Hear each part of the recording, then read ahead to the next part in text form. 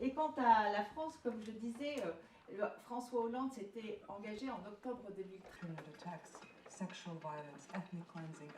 2014 restera une année noire, à la fois par l'évolution de la nature des conflits, où que ce soit les groupes armés et les gouvernements prennent pour cible délibérément les civils, ce qui aboutit à des nettoyages ethniques, à des violations extrêmement graves.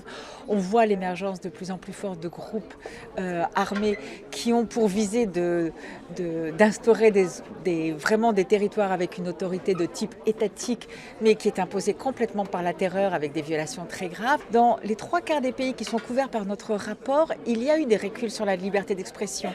Dans 80% de ces 160 États, utilisation de la torture. Et finalement, à travers la planète, que ce soit de Caracas à Hong Kong, de Kiev au Caire, eh bien, on a vu des manifestations souvent réprimées dans le sang, des morts pour lesquelles d'ailleurs il n'y a toujours pas d'enquête.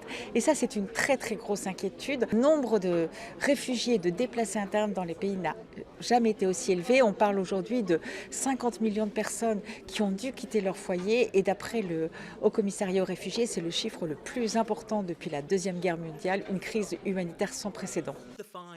Si les 5 membres permanents du Conseil de sécurité de l'ONU renoncent à leur droit de veto dans les situations d'atrocités de masse, la Cour pénale internationale pourrait désormais enquêter sur les responsables de crimes de guerre et de crimes contre l'humanité en Syrie. Cela pourrait être un changement radical, au moins pour les victimes du conflit, ceux qui luttent si difficilement pour la justice.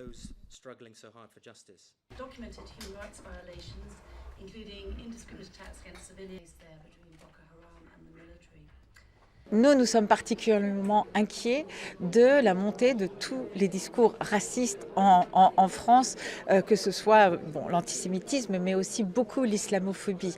Et clairement, cette situation nous semble très inquiétante parce que stigmatiser, discriminer des populations, il faut comprendre que ce sont aussi des discours de haine, qu'il n'y a pas que l'apologie du terrorisme qui doit attirer notre attention, mais aussi tous les discours qui vont faire qu'on va désigner des individus juste parce qu'ils seraient d'une religion ou supposés être d'une religion comme des personnes dangereuses.